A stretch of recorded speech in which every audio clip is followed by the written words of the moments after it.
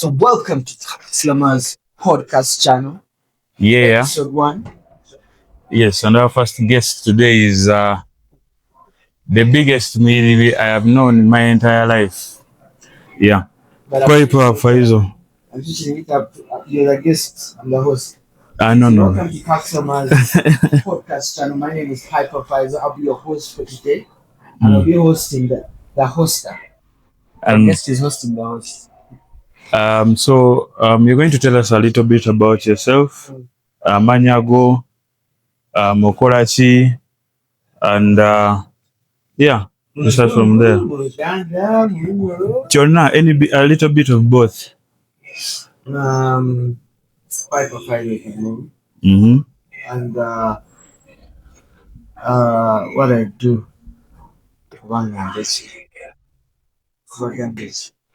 Okola ki ekituufu kuba abamu bamanyi you are an influencer, some people think you are just a content creator, kati ogwawe watuufu. Okay, so I do have a 9 to 5. In the daytime, I work at Airtel Uganda, public relations executive. And I work from Airtel. I also do some billboard videos. I have a TV show on TV. I have a podcast called Nothing Serious. Yeah, which is a very, very beautiful podcast, by the way. You guys have done a good job. Yes, I'll be waiting to see Biwall. He's my favorite on the show. Yeah, my then also I'm a full-time boyfriend. What do you know, Kaisawe? That's profession right there. Okay. Yeah. But in short, I'm a fun guy. I'm a loving guy. I love anything to do with marketing, anything to do with billboards, and anything to do with AI. Yeah, I think I've seen your love for billboards grow on the timeline. Every day you're talking about billboards. And a few days ago, posted in a call and then it was drones. The drones. Yeah. What do you think about those drones and how they can be infused in the marketing in this country? First of all, when it comes to now, the professional term is out of home advertising, because billboard is just part of out of home. But out of home has so many billboards, street poles, displays, and all that. Yeah. Now, in terms of out of home, I'd like to say in Uganda we are still very far.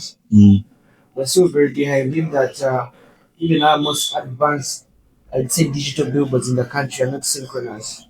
We have 5 screens, and all the 5 screens are showing the same. The other screens around Lugogo.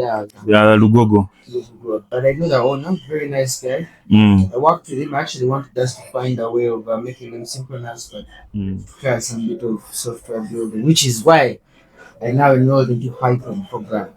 When I want to do something and I get a blocker, I make sure I remove the blocker. So I'm middleman yagala completely. Yeah, I mean, if I can build something that's not there in the country as opposed to them flying someone in, why not? So back to the billboard, we are behind in this cooking. When you look at people doing drones and we can't do it with screens, then that alone should just show it means we can't skip the screens and then we go to drones. We have to first do. Yeah, this has to first be as half of the picture. Yeah. Greater size. You've seen the gas sphere. The eye. Yeah, I've seen it. Imagine 70% of that eye is powered by renewable energy. And just that one factor alone is why it can never be deployed here. Because of no one has that much, such a huge power source. And in terms of renewable energy, I'd like to recommend the speed and all that they put on their building, but also how much electricity is that building going? That is going to. That could be a lot. But then they say we have a lot of electricity in Uganda that we give our neighbors some of. Let me. You still count your Yaka units. You know that units you have in your. Nah, I don't. I hate to look there because I am a gamer and the console consumes a lot. That is how you know you don't have enough. So when you're rich, you check everything because nothing's going to worry. Because it scares me. Enough, you can check your bank account. It scares me. Gaming for only 4 days a night. I'll be burning 20 units of Yaka. I have to say, man, me, I actually miss gaming. I don't even know what people complain about now. I miss gaming. But now, every time I open my laptop, I see something about game or something about AI, I am You're intrigued to it, yeah, as opposed to let me get a PS5 and play. Yes, I'll play, but there's just that urge to learn right now. I don't know where it comes from, but I want to at least pick up as much as I can. So where does this love for marketing come from? Because basically marketing you created going in all these places. Marketing you created meeting abantu abenjawulo. Marketing ekutute mu before bingi nnyo more than you could have imagined. Yeah, where does the love come from? I think it generally comes from my love. So everywhere I've been, most of the times I was either part of a community or wanted to start my own community. Yeah. When I take it back to campus, the way I entered campus, I entered from let me say an outcast perspective. Like I was that guy who was at school, I did engineering, and I was at nano. So really, I used to. They'd look at you and be like, man, that's that guy. Like that's that guy. Like that's it, yeah. So I always wanted to belong. Oh. I had that urge. I really want to belong, but I don't know how to belong. I don't know how to do it. So I used to go online and read up how to make friends, how to vibe a girl. But you're one person who easily makes friends naturally. Actually, I'm feeling where I came from. So that and I wanted to see something, a piece of something, because I felt like I didn't belong. Now, in the process of trying to be someone, like, yeah, I discovered Twitter, and on Twitter, I very quickly learned that it is very, very easy to get people. Like, yeah. That puts me in a position to say there's a lot of us hustlers who have been made entirely by Twitter being in existence. I myself, I come from a point where I built a business based on Twitter. I mean, there's no way I can downplay that. In your life, yeah. My God, I need to just boost me up. I mean, you're even getting away from Twitter. Exactly. So that's how much.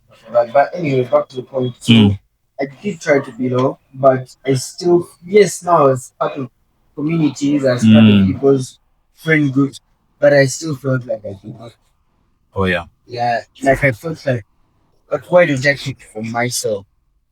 Why don't I share? Why don't people look at my views? Yeah. Why don't people look at my perspective of life? So it's in that the fact I'm tired. I wasn't in the crew. I was an outcast. I'm in the crew. I'm still an outcast. So you felt like you didn't belong. You know what? Let me just do me now. So that's that the time in my life on Twitter I just went berserk. Yeah. Where I was the worst person to interact with online because I would just hand it to you immediately. So that was a very trying moment. Not because I also want to. I wanted to catapult it to something else. You're a Muganda man, of course. So I saw it and I wanted to be part of that. Yeah. I love my king. Same. I don't even know how or why, but there's a certain way it comes naturally when you're in Muganda and then the king is there. You just But other than that, I feel like there's always more avenues. I don't think that anyone at one point in time should stand up and say, I think I'm giving out enough charity. There's nothing like enough charity. Yeah. Every day of the year, someone out there needs your blessing. Someone out there needs a phone call, just a phone call. Someone out there needs a checkup message. You know, at times we speak of these things and people think, oh, you have to get money and go and do an outreach. That is how you can be able to help others. That shit I have done, guys. But the problem is, I did that stuff a lot, And most of the time I'd go to outside communities, visit people and all that. Yet people in my circle are dying. People are committing suicide. Someone is at Butabika and all that. So I said, you know what, Someone is Faisal? abusing Yes, people in Nansen need our help, but your friends need your help too. And in my religion, they always tell you to first work on the people around you, as opposed to you've gone to Ginger. The people in Kampala, your neighbors, your family members, the people you sit with at work, how are they doing? You might be here, you're contributing 10 million shillings in church, yet but then your your neighbor is sleeping outside. Asuramu moto kataina za rent. Get what I'm saying? So I've learned to look at charity in a different light now, and that's, I think I'll attribute this to my workmates as well. That's Charity and David. They have just taught me how to look at the good in everything. Before I would only look good at people who are suffering, but I kid you not, even the people who are doing well have some aspect of suffering that they are not telling you about. They're they just can never very talk good about at it. at hiding. And I also look at things like this podcast as giving back, because now someone might ask you, Cax, tomorrow, Cax, how do you give back? We are seeing you make money, you don't have any outreach. This is giving back, because this time that I've dedicated here and the things I've spoken about here, you will not find them anywhere. True.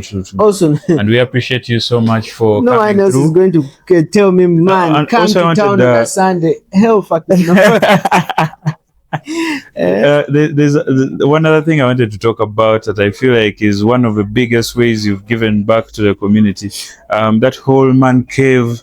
You see what I'm saying? So when you do these things, you forget, because it becomes part of you. When it's part of you, that is real charity, because you're not even jumping to talk about it. You get you're doing it out of the goodness of your heart, because it's so funny. I haven't spoken about man cave, yet I was the host yesterday. And for me it resonates so much with me, because it talks more to men, you get, and the challenges that men are going through, because we are seeing our brothers are abusing drugs. Some are committing suicide.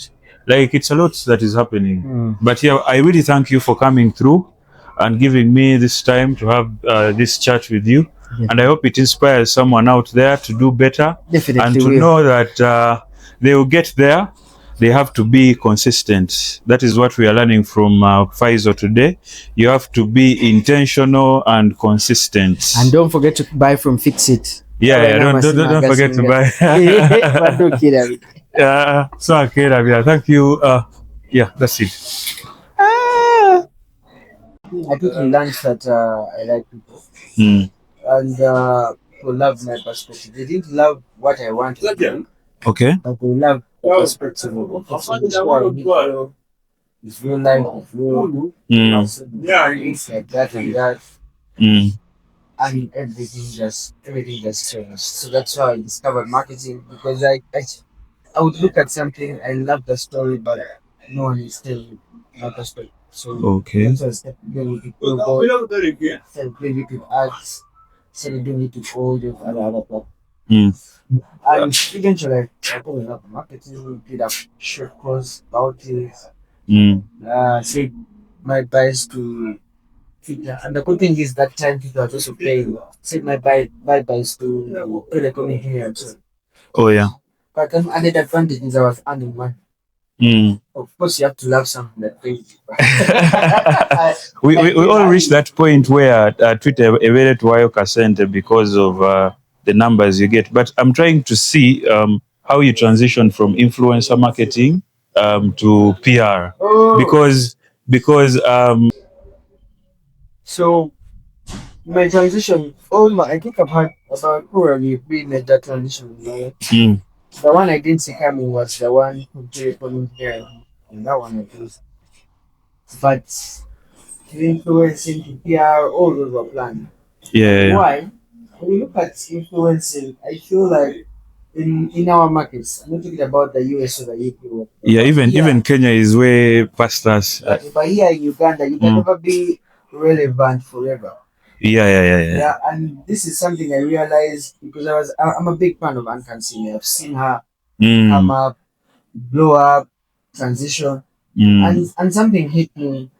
However much like this chick has always been funny, is still funny. True, But true. still, people just move on. They kind of move on to something Yeah, else. they. What is new? Who's now the new comedian? Yeah, like it's a fact of life. At a certain point, you could be the biggest influencer in the country, And and then all of a sudden, boom. all of a sudden you go down the drain. I So myself I have been there. Ngalanga masanyalaze ngaina.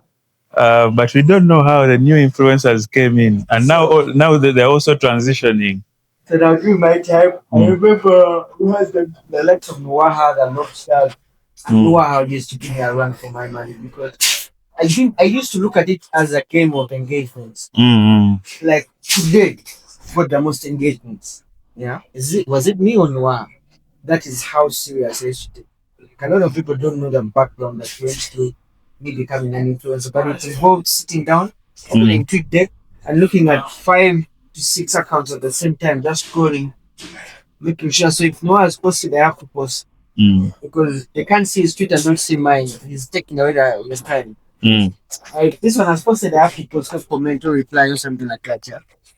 And with time, I realized it's not sustainable. I'm not always going to be on my laptop because now I can't always be on the phone when you're out. Yeah. Was trying to create And Vatugamba back then the KPI used to be crazy. If someone wanted to train, they had to train properly. One time she buzzed me. Wow. They called us into a restaurant, gave us food, then they said tweet. Just keep tweeting until we So I realized with time I have to make a what? That's transition into something else. From doing that short course in digital marketing, I said, you know what? I think I can do a real marketing course. So I know it's insane. I've never finished up to now, but that's my has used me like 6 years to read my career. I know they're not supporting. And I made the switch. From influencing to PR. Now, no, I transferred into real marketing. Yeah. So from influencing into real marketing, I must have been a marketing manager I had a non-for-profit as a marketing manager as a digital marketing manager for Piso back then. So it's like that with all these international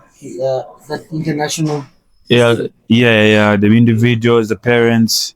And these guys they just opened my eyes up to a lot of opportunities, a lot of possibilities. Yeah, of course. When you're exposed to a lot of wealth, you start seeing life in a whole different perspective. These kids are not just there. Man, I want to be a teacher. They're intentional. So there's this one time I'll do graduation. I do video groups of kids going to graduate and they tell me what they're going to do. And everything was brand new to me. I was like, but guys, how? Like me, I only know engineering. You started beefing your schools, eh? So I said, I guess there's room for one more thing. And when the opportunity came, there's no way I could say no. I remember my interview at in PR because I was just self-teaching myself. Yeah. So in my interview, I point blank told my boss, I don't know that much because the PR I've done was for small brands. Wasn't So there's someone out there, Ngayalo was Faizal came from an easy background when it comes to what he's doing. Ngayalo was you just woke up one day and you are just there. And I don't know where you've been, you get. I came to Twitter a little bit late. I came around 2018, and you guys had been on Twitter since 2015. Yeah, you had been there for a longer time, and our generation came, and then your generation was growing up. It was transitioning into different people were transitioning into different aspects of life, and then a few of you guys have been kind enough to help us who were the youngins back then. Remember Matritanga by youngins? Yeah, a few of you guys tried to help us with the whole marketing thing. So how hard was getting to where you are now when it comes to the groundwork that you had to do, the gigs that you probably did and you never got paid, the gigs that you probably did and never made. Yeah, like how hard was it? Give us like one story of a gig that you did that we'll never forget. Gigs are many. I'd have to cycle through. I think that the things that the points I note down are my wins. I really take note of my wins because I am that happy. Yeah, I don't. I mean, all of us are going through challenges. To be fair, everyone is going through challenges. I might not be the only person who has 2 units of yaka right now at home. The only person who fails water after 6 months, and that's after they've cut it. Yeah. But if I had to pick one thing that was hardest for me, I'd have to say it's consistency. Consistency for me was such a hard trait to put up, because that is one of the hardest things my life can get. Exactly, my life has never been consistent. My dad was, I do have a father, but we did not grow up together. My mom had to fly out, I think in my form too. She had to go look for greener pastures and all that. So even while I was in Uganda, I kept on moving. You get today and your aunties, your grandmas, your uncles. So for me, I am a creature of change. I am used to change. Every holiday, the holidays would come and I know, I might probably not be where I was last holiday. Okay. Yeah. So there's a lot of moving. It was difficult so from early on, I did not have that one character build up, I might say. Yeah. So even when I went to campus, when I went to hostel, consistency was such a hard thing for me. I think the first thing to teach me consistency was relationships, because I'm a very passionate person when it comes to love. So but with love, you have to love someone every day. Even after 2 years, you have to repeat what you did 2 years ago. So that's I think that was my first onset with consistency. And a woman will, I kid you not, they will force you to be consistent. That is factual. I remind you about everything you did. I can boldly say everything you promised. So those were very big lessons in my life. I had to now get that principle transferred to my school, because school had also failed. Today I'm in class, tomorrow I'm not. Today I love going to school, tomorrow I don't because of the lecturers or anything. But I had to adapt that. And when I entered the work-life balance, employment, earning money, I quickly learned that you may not be the most hardworking person, you may not be the cleverest person, but if you're the most consistent person at your workplace, like if you get things done no matter what, I kid you not, everything will come to you. You just have to be consistent, just show up. That is factual. And the 2 wins I would speak on, I remember one of my highlights was when there's this competition that came up, Coca-Cola. So an influencer competition, and the most engagement, the people with the most engagement would be flown to South Africa. On top of the money of the gig. So like, guys, those were better times, because nowadays people are on vibes. They're like, go out there, do your thing. If you win, in terms of engagement, just know we're going to fly to SA, you're going to spend a night in SA or 2. And you're going to come back on a private jet with a World Cup trophy. Guys, I have touched the World Cup trophy before. Oh my God, and that was influence. I kid my mom a lot. You see, my mom went to the US in probably 2005. The first time I boarded a plane was in 2018. And my mom used to say, do engineering, you get jobs abroad, you fly, what? The influencing she was making fun of is the one thing that put me in a private jet. With a World Cup and I asked her, Mom, have you ever been on a private jet before? With a World Cup trophy. You are telling her man has been on a PJ. That's a very big highlight for me. I think I can never forget that. Another highlight must have been Clamato.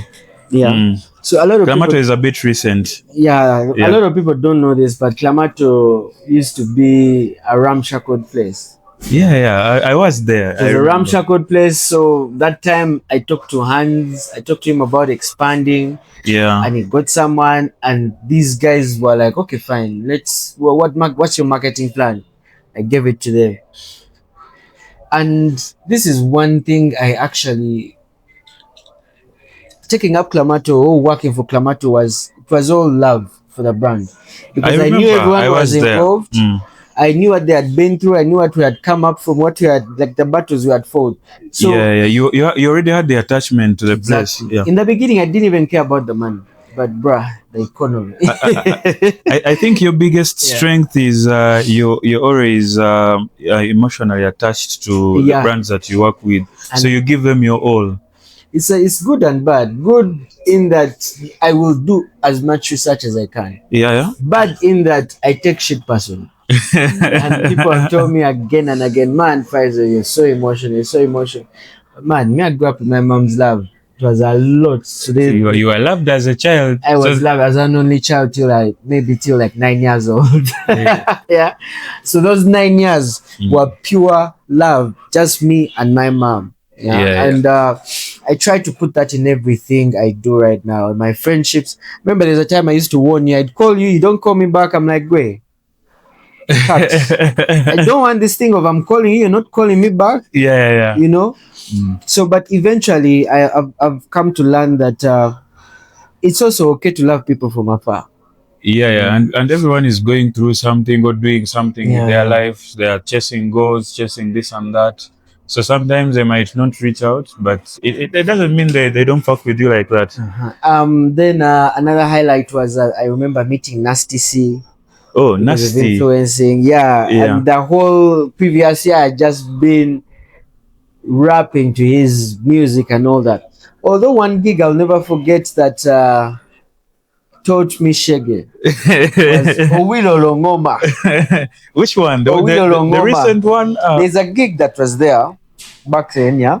I remember I even had to put Pablo in my skit. So I got Pablo. We did a skit together, singing Awilo Longoma. What? I met him back. For those who don't know, Pablo, Pablo is my dog. Pablo is his dog. If you say singing, Pablo is multi-talented. So, guys, I did that gig with all my heart because I was just like, you know what? It's lockdown. I have time. Let me pour a lot of shit. Dako. So Awilo, yeah. So we didn't get paid. I also thought it was pointless going online because the money was not that much. There's money I can lay my reputation down for, and then there's money I can't. If it's below $1 million shillings, but let bygones be bygones. I'll find that nigga in here. Man, me, it's not about money. I'll say this. Me, it's about the way you approach the situation. If you're a shitty person, even if it is 20,000, me, I'll pour about. It all comes down to how you talk to me. But yeah, they've been a lot of highlights, a lot of things. But I'm just thankful to God that a lot of people. I mean, there's so many people on social media, but not everyone is gifted to make money or make a living. Off social media. Yeah. So I really thank God for that. I really wanted to belong. Yeah, and social media did it for me, so I gave it all my own. So, what is your daily routine like right now that you work with Airtel? And also, one other thing I wanted to highlight. Growing up, I've always been told as a young dreamer and hustler that I should not have long hair. I should not, I should appear a certain type of way. You get, I used to. This should be my time. I show. That's right. Yeah, I should look a certain type of way. I have struggled with that. I still do, because there are people who look at me with longer hair and, they still judge. But it's not like it used to be back then. So how is it like working for a top company like Airtel at that position that you're in? And then you interact with a lot of people that are older than you, and they are seeing you with the dreadlocks. And how is the ambience like? I have to say, I owe it to my team. I owe it to my team at Airtel because my boss is I've worked for so many people. You guys know I've hustled. Yeah. But my current boss, I don't think I've ever had anyone. I don't think I've ever had a boss as good as as this guy. And Your I current remember when I boss. used to pray for a job, I used to pray for a boss. I used to pray, I hope I get a job I love as much as I love the boss. So my boss, David Birunji, is very good. I mean, on the onset of going to Airtel and the interviews, it was a concern for me. Like, I didn't think I would make it. Yeah. And I had dreads. Yeah. And but in my head, I was like, but these guys see me on LinkedIn. Like, if they approached me, they definitely know I have you have dreads. already, They have seen you, of course. So until I entered Airtel, I never used to feel like everywhere I would go, I'd be cautious. Like, I'd notice I have hair. Yeah. But this is the first place I have worked at where I forget I have hair. Yeah. I only remember when I'm in front of the mirror or when I meet someone who's new. Yeah. And they don't know my name and they have to call me Rasta. Yeah. That's the thing, by the way. In this country, once you tie your hair, your name is Rasta officially. Yeah. Even though they call me Rasta, even though I don't have dreads. Yeah. So I have to say, if you had asked me this question maybe a year back, 2 years back before I joined Airtel, I'll tell you, sometimes I enter meetings and I feel awkward, I feel weird, everyone is looking at me, people are doing this, people are doing that. But at Airtel, everyone is focused on work. People don't care whether you have dreads or whether you're tall, you're short, you're mug. Can you deliver is what matters. Yeah. And you ask me about how my day goes. So this is how my day, I consider it a ritual. Let me tell you guys something. If you want to break bad habits, be a good person, a better version of yourself, get a routine. And make sure you follow that routine as though it's a ritual. You know how we watch these exorcism movies, the rituals those guys do. Here's my ritual. The moment I wake up like this, okay, I have a pre-ritual. My pre-ritual is wake up at 3 a.m. to pray. Yeah. Fair again. I didn't want to talk about it, but probably someone might pray today after seeing this, so that shit works. Yeah. Now my ritual begins at 6. 6 a.m. I wake up before I get out of bed. You know, in that moment of let me first snooze, and before I get out of bed, 6 a.m. like this, I switch on a podcast. So I have maybe 10 to 15 podcast channels I follow. I'd say 70% is AI and marketing. Then the rest is personal life and growth. So I always have to listen to something. My girlfriend has to suffer with me every time she sleeps over. At 6 a.m. I have to switch on a podcast and listen. Yeah. Because I believe in getting out of my house when I've learned something that day. Even if I do completely nothing the entire day, at least the moment I stepped out of the house, I've learned something. After listening to the podcast, I go to gym. I change my gym routine to morning because my evening time, I love co-curricular activities. So I feel like you're more of an active person. There's no day I've found you when you're not happy or in a happy mood. If that day is there, I just know I'm depressed. It's depression that keeps me indoors. Yeah, where you wake up and you're just like, man, I don't have it in me today. But so podcast, gym, then I go to work. So when I go to work, I let people feed off my energy. So the moment I enter work like this, downstairs at where the askaris are, hi guys, how are you? Crack a joke, reception, crack a joke, tell the people, get your chapati, go up, talk to people, ask them first of all, how was your night? How was yesterday? And tell me, so it is key. It's back, because when you set the mood, people set the mood for you tomorrow. It's like in school, when a new teacher comes and this guy is going to beat all of you guys in math, no one knows in the first lesson. But in the second week, the moment the guy steps in like this, everyone is organized, books on the table, homework is done. Everyone will be like serious. Exactly. So I love positive energy, but I have learned that for you to interact with positive energy, you have to be that positive. If I come today, cucks, and every time I come here, I am happy. I am booming to be honest, with happiness. I've never seen you sad, and I always ask myself, like, how does it do it? I'm getting enough sex.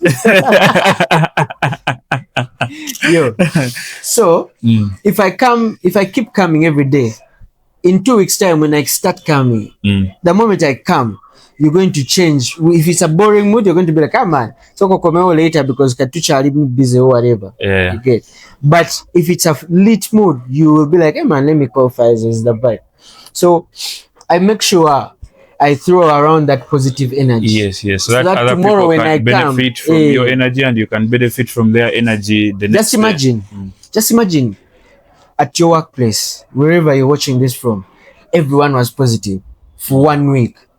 Everyone will go to work expecting positivity, so they have to share positivity. You get what? So that's the principle I operate with. You've been such a positive person that now I feel bad about myself because even online, like your whole persona changed. Yeah, like you're more about positive vibes, and me, I go astray sometimes. That's because Cax, you may not be as emotional. I am emotional in that my bad side is really bad. Like I am so petty. If you fuck with a friend of mine, there's a friend of mine, there's a guy, he abused her online and all that. To the go in the villa. His baby's like, hey, have you seen that guy is there? He's even getting out of his car. I was like, what did he say online? She showed me. It was my ex then. I just got like not a nail. I just got something I can pierce tires. I slashed the guy's 2 tires because of a comment he said to my friend. That is why you should never put me around negative energy because I will follow through with it. You keep. I'd rather be positive and know that if I'm going to follow through with anything, it's going to be positive.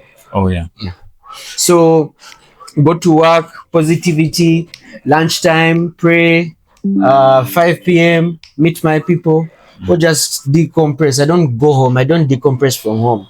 Because I will hate it. So I pass by Hummingbird, decompress for 1 hour or 2, and then I head home. Same. I kind of have the same routine, but I'm going to work on the positivity thing. So I want to ask you, what advice would you give someone who is trying to do the marketing thing and basically any hustler out there? But before you go to the hustler out there, any hustler, but the marketing hustler, what advice would you give them for them to follow? Now, because there are a lot of people who look up to you. I've been fortunate enough to meet a lot of people also because of my business, and every time your name pops up in a room, they have never said anything bad, and that is, something that is very nice. I'll say this, if you do have a hustle, whatever hustle it might be, I don't know, Instagram, Twitter, OnlyFans, any hustle you have out there, Smartwire, just professionalize your hustle, make it professional. Because first impression is everything. True. The amount of money, I'm sure Cax right now, the amount of money you're moving, it might have not been very possible to move it if you didn't have a shop. You didn't have a station where I know if this phone it gets fucked, I know where to find Cax. You get, because the time you started, there's so many people who are selling phones. Some dropped off, some are still there selling online. But when you professionalize your hustle, that means you're taking your business seriously. When you take your business seriously, your clients are going to take you seriously. I'll give you an example. We have a campaign with a brand I may not say right now, but I've been in touch with prostitutes. So I've been talking to prostitutes, getting their view of how their art is. Okay, let me not say prostitutes, ladies of the night. Prostitute is a derogatory term. We can use the term sex workers. Sex workers, my apologies. So sex workers. And when I spoke to the leader, the one who represents them, she's like, no, you see, we are always instructing these girls to become more professional. Like, take care of yourself. If you don't take care of yourself, how is someone going to come and give you a tip? How is someone going to come money to take care of yourself? You look pain. So we have to make sure this smelling clean. We have to make sure these girls are clean. We have to make sure Bamanyo Luzungu, they can speak, they can hold a conversation.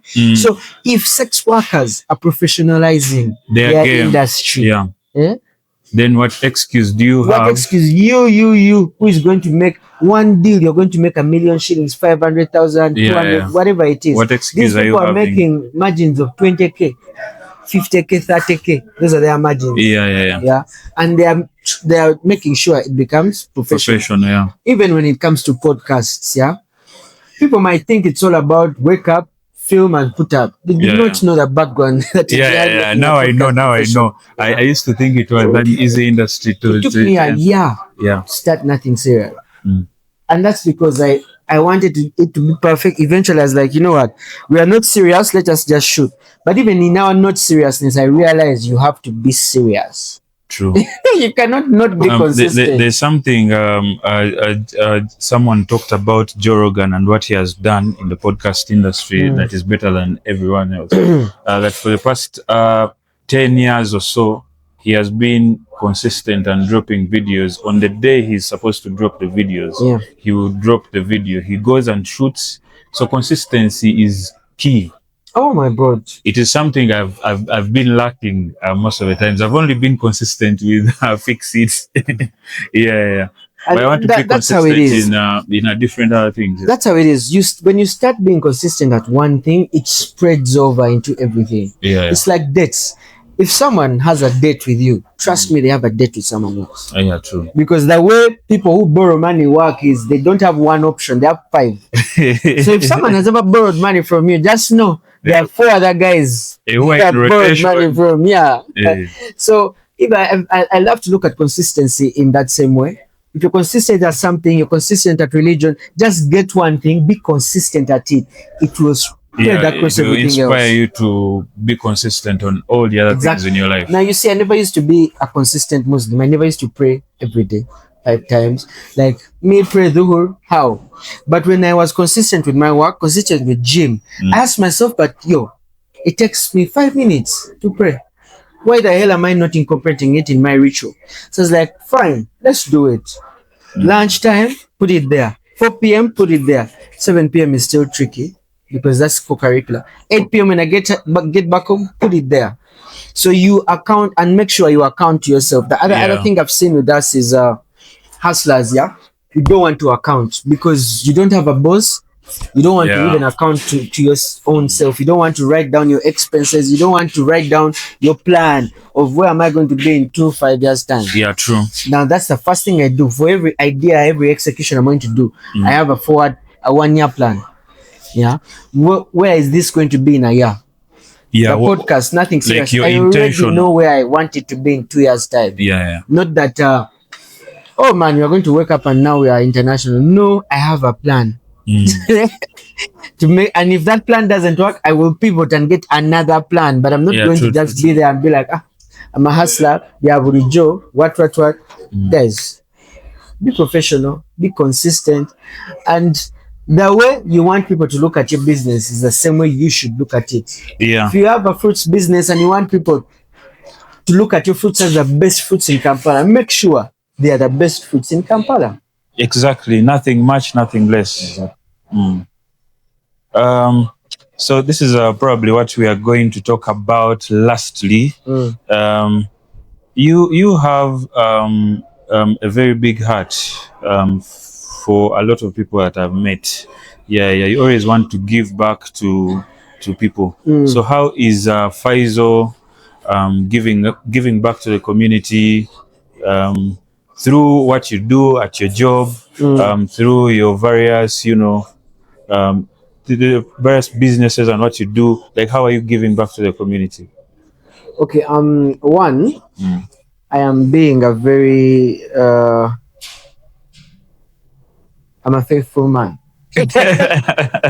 I give the community that, man. You guys know how hard that shit is. Just being a faithful man. By the way, Mukampa track atuli mu babiri abalala baliwa. Tebaliwo tuli mu babiri. So that's one. Two, I recently started this mentorship program. So I coach. There are people on LinkedIn who reach out to me. They want to learn how I write, how I do marketing and PR. So I started a mentorship class. Right now I have 2 ladies. Okay. Meet them every Thursday evening. I teach them. I have a program that I set out for them. Of course, sometimes we miss, but as the week is beginning, I have it on my calendar. I should only miss it if Airtel is there, if my 9 to 5 is interrupting. But if not, I have to give back. 2, at Airtel itself, I actually work as part of the CSR department. Okay. You might have heard of the Kawaka Birthday Run. Yes, yes. So that's our biggest charity, I'd say, event. We get a